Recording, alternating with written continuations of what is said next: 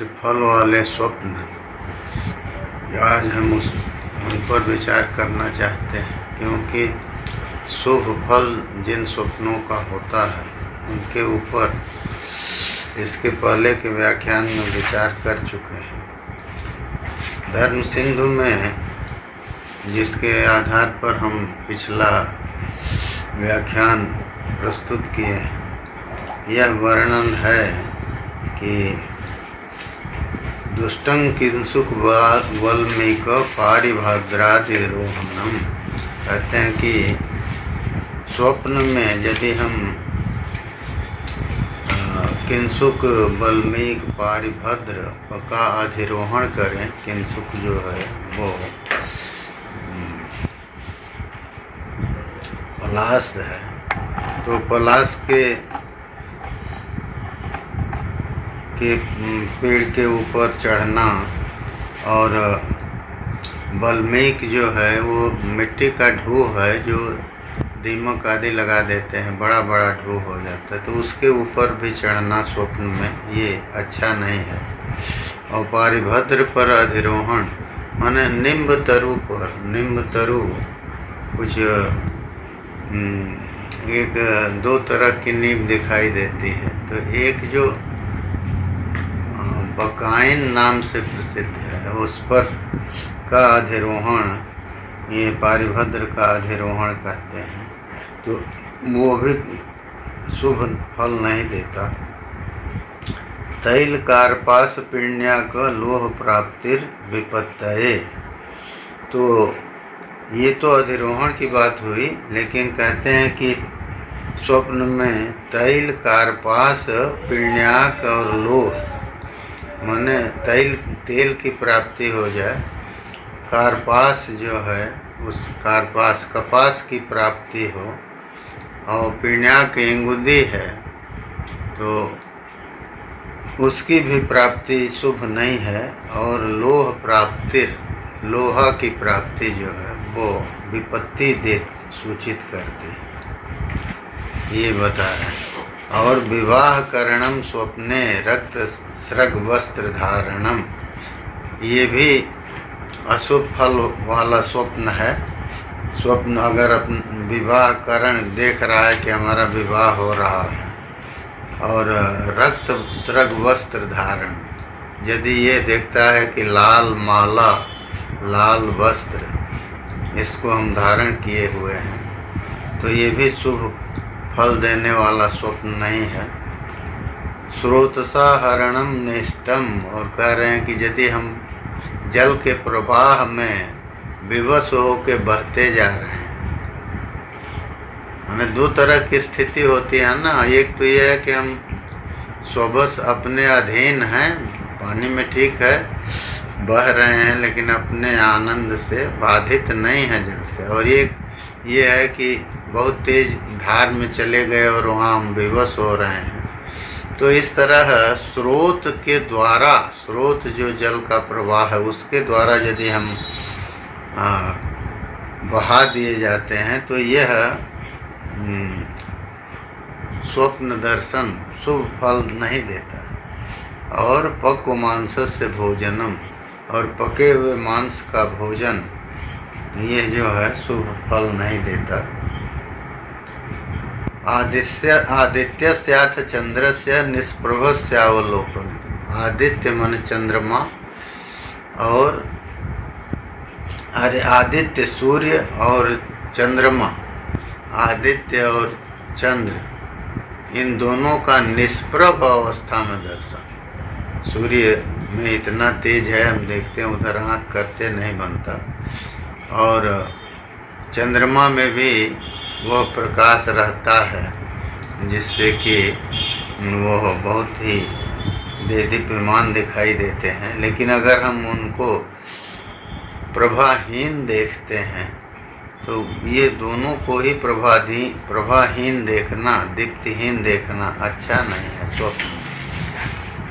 नक्षत्रादेश पातस्य, और स्वप्न में हम अगर देख रहे हैं कि नक्षत्र का पात हो रहा है, नक्षत्र गिर रहा है, तो उसका भी अवलोकन उचित माने शुभ फल देने वाला नहीं है। तो वो उचित फल तो नहीं देता, लेकिन कहते हैं कि वो उचित फल नहीं, स्वप्ने मरण शोक कृत, यदि उसको हम देखते हैं स्वप्न में तो वो मरण और शोक वो दोनों ही देता। तो अभी कहिए कि एक आदमी को दोनों चीज़ें कैसे देगा, मृत्यु हो जाएगी तो फिर शोक क्या होगा। तो या तो ये कहें कि किसी को मृत्यु प्राप्त हो सकती है, किसी को शोक प्राप्त हो सकता है, अथवा ये कहें कि दृष्टा को दोनों नहीं होगा, बल्कि वो किसी के मृत्यु का समाचार पाएगा, उससे वो दुखी होगा। तो ये फल इसका हो सकता है। अशोक करवीर पलासा नाम पुष्पिता नाम स्वप्ने दर्शने शोकः। कह रहे हैं कि यदि अशोक और करवीर और पलाश, तो अशोक वृक्ष है और उस करवीर जो है वो ये कनेर है। अशोक करवीर और पलाश, इनका यदि पुष्पित का दर्शन करें, दो तरह से इनका वृक्ष दिखाई देगा ना, एक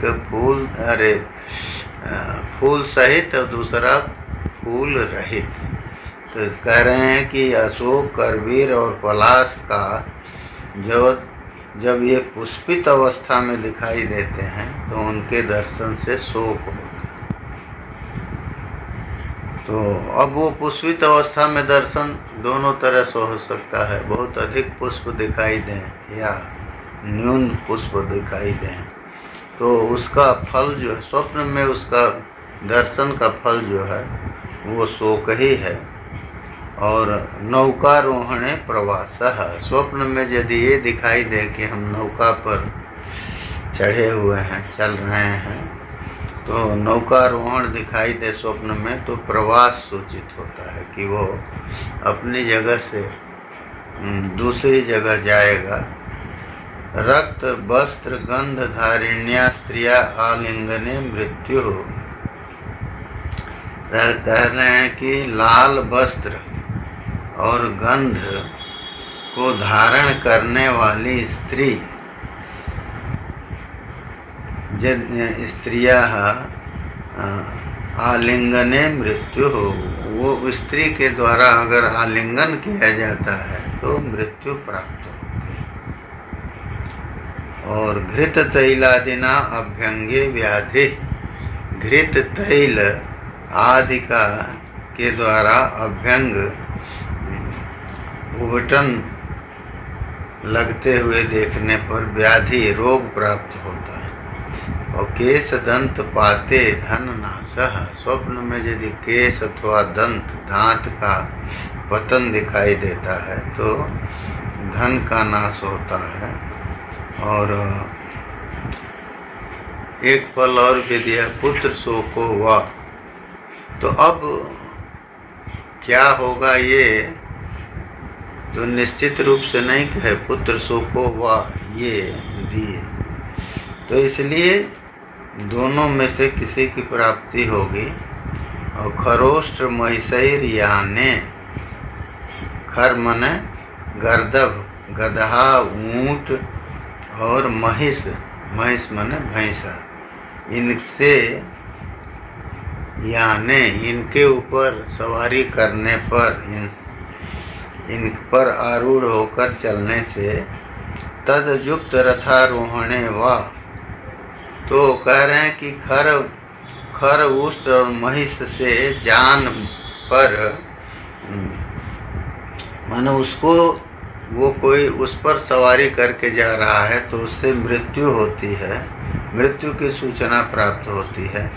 और तद्युक्त रथारोहणे व मृत्यु, और गर्दभ उष्ट अथवा महिष इनसे युक्त रथ पर भी जा रहा है तब भी मृत्यु सूचित होती है। इसीलिए गोस्वामी जी ने लिखा ना कि खर आरूढ़ नगन 10 सीसा, मुंडित सिर खंडित भुज बीसा। तो रावण जो है वो त्रिजटा सुनाती है कि इस तरह से वो नग्न अवस्था में गर्दभ पर आरूढ़ होकर के दक्षिण दिशा की ओर जा रहा है। तो उससे उसकी मृत्यु सूचित होती है। तो खरोश महिषर याने तद्युक्त रथारोहणे व मृत्यु हो। अब वो स्वप्न में ये अगर हो तो मृत्यु होगी। तो उसने तो नहीं देखा, ये स्वप्न तो त्रिजटा ने देखा। तो देखिए यहाँ ये दर्शन को नहीं कहते हैं कि स्वप्न में खरउष्ट्र और महिष को यान बना ले, उससे सवारी करे अथवा उनसे युक्त रथ पर आरोहण करे। तो वो आरोहण की अवस्था में दिखाई पड़ा, स्वप्न में दिखाई पड़ा त्रिजटा को। तो कह रहे हैं कि फिर भी उसको मृत्यु का फल तो मिला। और कर्ण नासा करादि छेदे, पंक मज्जने तैलाभ्यंगे, विष भक्षणे प्रेतालिंगने, नलद मालिनो दिगंबरस्य याने, कृष्ण पुरुष दर्शने च मृत्यु हो। इतने मृत्यु सूचक इतने स्वप्न दिए। यदि कर्ण नासा करादि छेदे, कान, नासिका अथवा शरीर का हाथ आदि अंग उसका छेदन होता है तो मृत्यु प्राप्त होती है। तो स्वप्न में इनका छेदन जो है वो मृत्यु को सूचित करती है। तो त्रिजटा कह रही है ना कि नहीं, ये मुंडित सिर खंडित भुज बीसा। रावण की 20 भुजाएं कटी हुई हैं, खंडित हैं। तो वो मृत्यु का सूचक एक अंग का छेद तो दे दिया। तो कर्ण नासिका करादि छेदे, कर आदि का यदि छेदन है, आदि लगा दिए, अन्य अंगों को भी सूचित करने के लिए आदि पद दिए। अथवा पंक मज्जने, पंक मज्जन में, मगर कीचड़ में कोई स्नान कर रहा है, माने कीचड़ लिप्त, कीचड़ से भरा हुआ जो जल है उसमें स्नान कर रहा है। तो कीचड़ में ही मानो मज्जन कर रहा है, स्नान कर रहा है। तो उससे भी मृत्यु की सूचना मिलती है। तैला व्यंगे, और तेल का अभ्यंग करता, तेल जो है खूब शरीर में लगा हुआ दिखाई देता है। विष भक्षणे, विष का भक्षण स्वप्न में अगर होता है, अथवा प्रेतालिंगने, प्रेत के द्वारा आलिंगन उसका किया जाता है, तब भी मृत्यु की सूचना है। नलद मालिनो दिगंबरस्य याने, नलद मालिनो दिगंबरस्य, नलद जो है वो उसकी माला पहने हुए है ना। नल वो एक प्रकार का वो होता है ना, उसमें जल के किनारे गड्ढे आदि गाँव में कहीं कहीं होते हैं, वहाँ वो दिखाई देता है एक प्रकार का तृण, बड़ा ही कठोर होता है।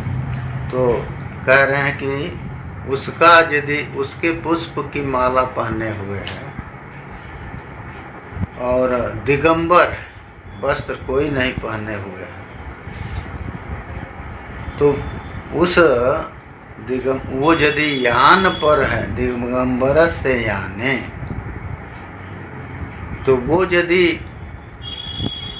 यान बन गया, माने वो आपको ले जा रहा है। अथवा ये कहें कि उसका दिगंबर का दर्शन हो, और दूसरा ये है कि याने कृष्ण पुरुष दर्शने च मृत्यु हो। तो नलद की पुष्प की माला वाला दिगंबर पुरुष, वो यदि उसका यान दिखाई दे, गमन दिखाई दे, जाता हुआ वो दिखाई दे, अथवा कृष्ण पुरुष दर्शने, कृष्ण काले पुरुष का दर्शन हो, तो वहाँ भी मृत्यु की सूचना प्राप्त होती है। तो ये स्वप्न के अनिष्टों को जो धर्म सिंधुकार ने बतलाया, उसके आधार पर हमने आपको फल बतलाया। अब तो इसीलिए वाल्मीकि रामायण में कहा गया है, स्वप्नो यदि मया दृष्टो दारुणो रोम हर्षण। त्रिजटा कहती है भगवती जी से, माता सीता से, कि आज हमने दारुण स्वप्न देखा है, उससे जो है रोए खड़े हो जा रहे हैं, और ये स्वप्न सूचित करता है कि राक्षसों का अभाव होगा और तुम्हारे पति का विजय सूचित हो रहा है। और कहती भी है, जस्या एवं विधा स्वप्नो दुखिताया प्रदिश्यते सा दुखै बहुभिर्मुक्ता प्रियम प्राप्नोत्यनुत्तमम्। तो कहते हैं कि जिस दुखिता को यह स्वप्न दिखाई देता है, वह बहुत प्रकार के दुखों से मुक्त होकर के और अनुत्तम प्रिय को प्राप्त कर, ऐसा प्रिय समाचार, ऐसा प्रिय, ऐसी प्रिय वस्तु प्राप्त करता है जिसकी कोई उपमा नहीं। तो इस स्वप्न से वो कहती है कि वैदेही की जो है सीता की अर्थ सिद्धि जो है उपस्थित है। वो तो अर्थ सिद्धि उपस्थित है। तो ये स्वप्न के आधार पर त्रिजटा ने विचार किया, और गोस्वामी जी ने तो इतना लिख दिया, यह सपना मैं कहूँ विचारी हुई हैं सत्य गए दिन चारी। तो अब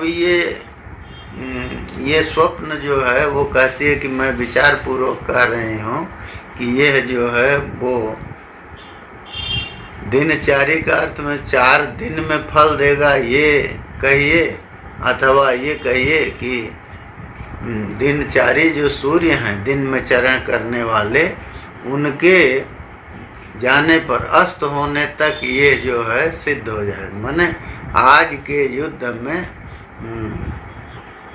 रावण मारा जाएगा।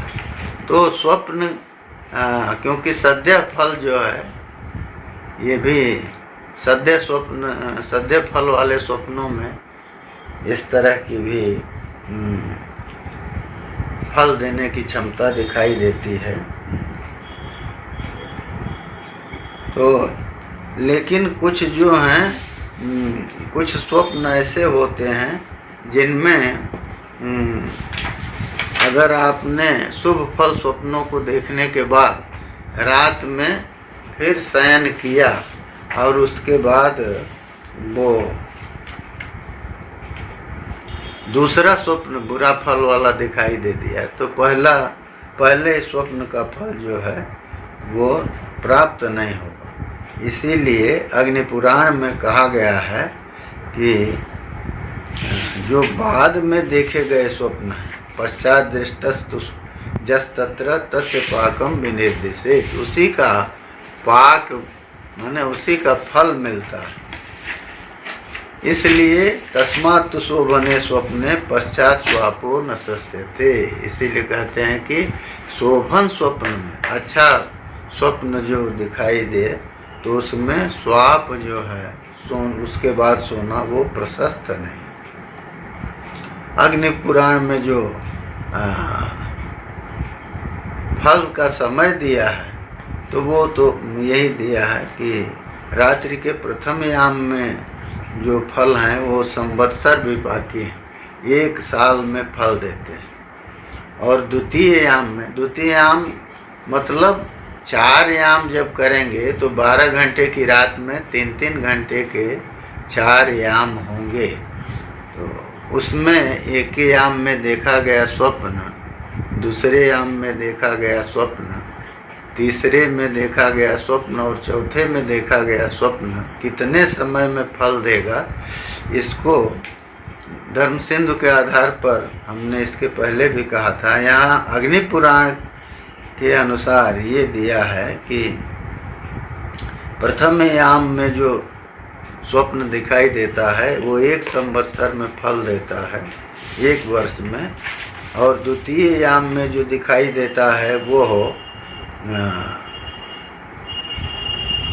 6 माह में फल देता है, और तीसरे याम में जो दिखाई देता है वो 3 महीने में फल देते हैं, और चतुर्थ याम में जो फल जो दिखाई देते हैं वो अर्धमासेन, ये दिया कि आधे महीने में वो फल देते हैं। धर्म सिंधुकार ने यहाँ वो ये दिया था कि चतुर्थ याम में जो फल स्वप्न दिखाई देते हैं वो मास के अंत तक फल दे देते हैं, और यहाँ इन्होंने कहा कि वो 15 दिन में चतुर्थे त्वर्ध मासेन दशाहाद अरुणोदय, ये दिया।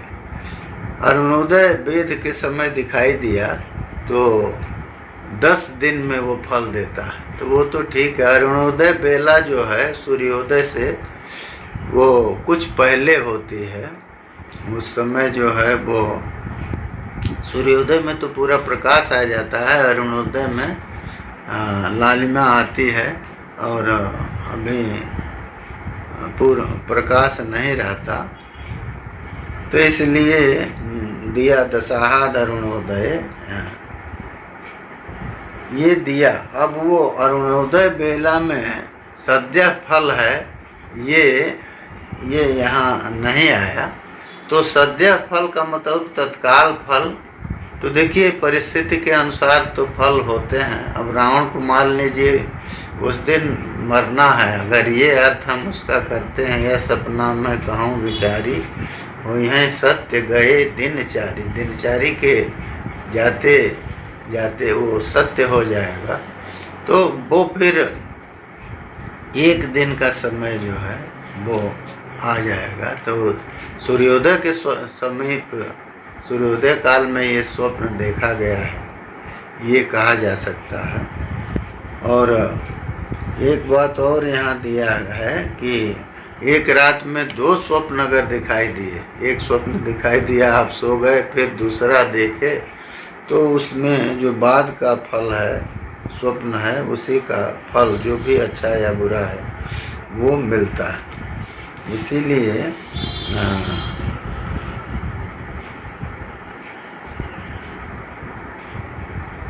इसीलिए पराशर भी कहते हैं पादादि पादोत्तरपाद वृद्ध्या वर्षार्ध मास त्रयमास काला छया विभागे सुचतुर्षु दृष्टा स्वप्ना अनिष्टेष्ट फल प्रदास्यु। तो ये 4 विभाग अगर रात की आप किए हैं तो 4 विभाग रात का किए हैं, तो उसमें जो है पादादि पादोत्तरपाद वृद्ध्या वर्षार्ध मास त्रयमास काला, तो ये दिए कि वर्ष, अर्धमास, त्रयमास, ये काल तो दिया, तो माने ये 3 पाद तक का फल दे दिए। और ये भी दिए कि छया विभागे सुचतुर्षु दृष्टा, ये चारों पादों में ये विभाग जो हैं देखे गए हैं, लेकिन ये अनिष्ट और इष्ट फल दोनों ही होते हैं ना। स्वप्न जैसा दिखाई दिया वैसा ही फल मिलेगा। अब इन स्वप्नों के उसके लिए समन के लिए, स्वप्न तो मान लीजिए दिखाई दिए, बुरा स्वप्न दिखाई दिया आदमी डर जाएगा, अच्छा दिखाई दिया तो खुश होगा। तो दुस्वप्न के नाश के लिए क्या करना चाहिए, उसके लिए यहाँ कुछ वचन आए हैं जिनका विचार जो है वो करना और उनको ध्यान में रखना ये जरूरी है, क्योंकि उसके लिए विधि ये है कि हम कुछ नाम जप आदि करें, कुछ ऐसे स्तोत्र आदि का जप करें, क्योंकि निर्णय सिंधुकार ने तो वो दिया है कि हमको जो है दुर्गा सप्तशती का पाठ और विष्णु सहस्र नाम का जप और अथवा गजेंद्र मोक्ष स्तोत्र जो है महाभारत का, श्रीमद् भागवत का, तो उसका पाठ करना चाहिए। इससे दुस्वप्न का नाश होता है। और यदि अन्य पुराणों की ओर दृष्टि ले चलें तो वहाँ भी हमको जो है वो बहुत से उपाय देखने को मिलते हैं। तो उनमें हम देख के ये निश्चय कर सकते हैं, जैसे प्रशस्त फलों का उन्होंने बृहस्पति ने स्वप्नाध्याय में ये दिया है। उपाय तो दिया ही है, ये भी दिया है कि यदि दूध वाले वृक्ष, फल वाले वृक्ष, इनके ऊपर हम अकेले चढ़ें, एकाकी जो धीरो होती, तो और वहीं स्वप्न में दिखाई दिया और उसी पर चढ़े चढ़े ही हमारी नींद खुल गई, तो शीघ्र धन की प्राप्ति होती है, ये देते हैं।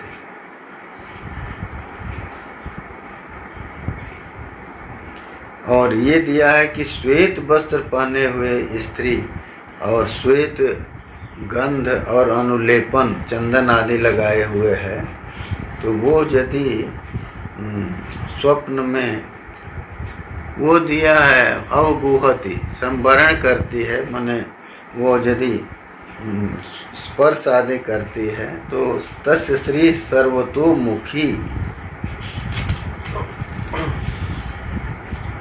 अब देखिए, नाव का आरोहण जो है, नौकारोहण को अनिष्ट फल में यहाँ आज जो हम बोल रहे थे धर्म सिंधु के आधार पर, तो वो वहाँ आया था नौका अधिरोहण।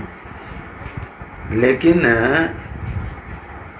यहाँ दे रहे हैं कि नावम प्ररोहये जस्तु नदीनांच समुत्तरे प्रसन्नंच दिशास्तस्य शीघ्रंच पुनरागमम।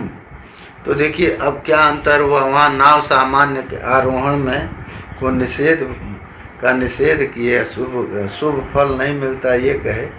यहाँ कहे कि यदि नाव पर वो चढ़ता है और नदी को पार कर जाता है, तो देखिए परिस्थिति बदल गई, तो फिर उसके लिए सभी दिशाएं जो हैं वो सुखकर हैं, और उसका कहीं जा रहा है तो उसका आगमन जो है वो शीघ्र होगा, ये दिया।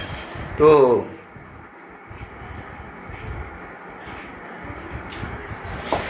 ये सब बहुत सारे फल दिए हैं, और उनको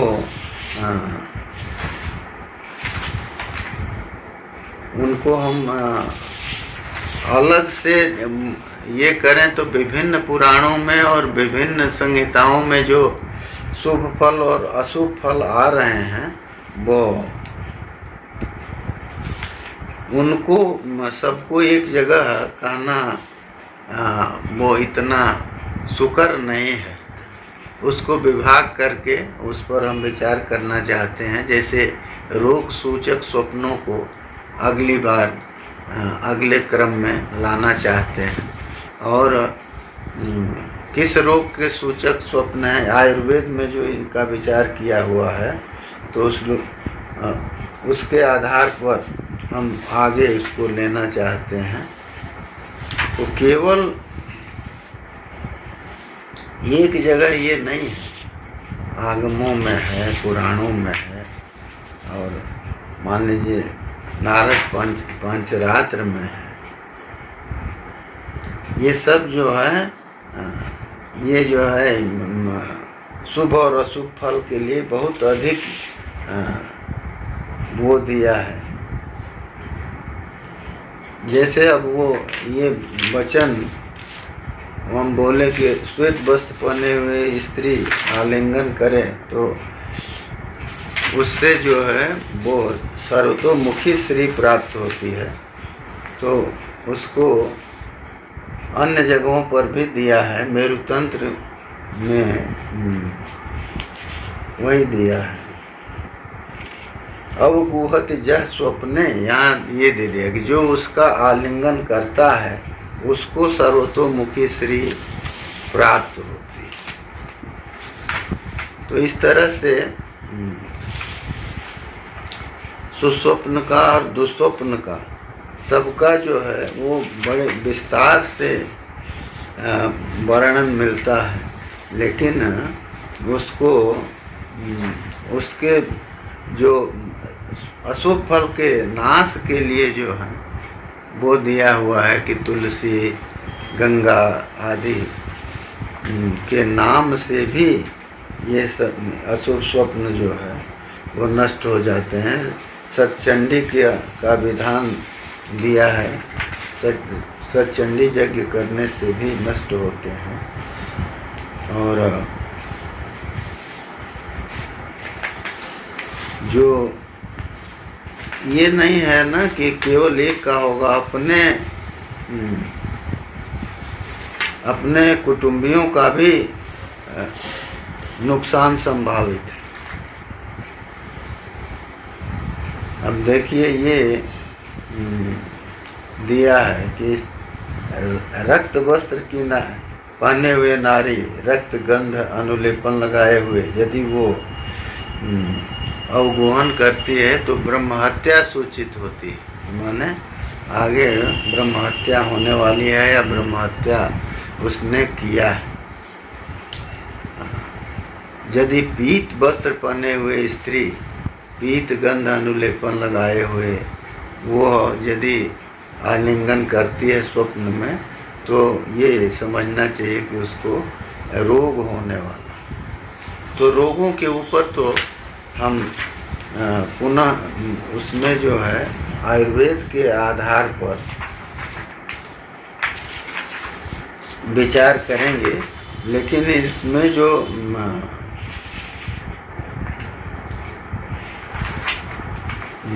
विभिन्न जो उपाय हैं उनके करने के लिए भी वो दिया है कि जैसे सप्तशती का पाठ करे और मृत्युंजय मंत्र से हवन करे और वो भगवान का जो स्तोत्र जप करे, तो ये सबसे जो है वो दुस्वप्न का फल नष्ट हो जाता है। और उसके लिए तंत्र ग्रंथों में बहुत अधिक उपाय दिए हुए हैं। वैदिक मंत्रों से भी उनको दूर करने का विधान दिया है और भगवान के जो नाम हैं उनसे भी दिया। मंत्र महोदधि में भी तो ये भी दिया है कि यदि दुस्वप्न देखता है तो सवेरे जो है वो देवता की प्रार्थना करके स्नान दान आदि करे और प्रातः काल ही गुरु को स्वप्न को निवेदित करे, बतावे कि हमने इस तरह का स्वप्न देखा है। तो इसलिए हवन आदि जो भी उपाय गुरु के द्वारा निर्दिष्ट हो उसको करे। तो इस तरह से मंत्रों में ये सूचक है। स्वप्न देख लिया तो अनिष्ट फल को दूर करने हेतु प्रयास तो करना चाहिए। अब ठीक है, रोगों के सूचक जो स्वप्न हैं उनके ऊपर अगले क्रम में विचार करेंगे। और क्योंकि यदि उन विधियों को करके आदमी स्वप्न से होने वाले अनिष्ट से बच जाता है या उसमें कुछ कमी आ जाती है तो उससे मानव को बहुत शांति मिलेगी।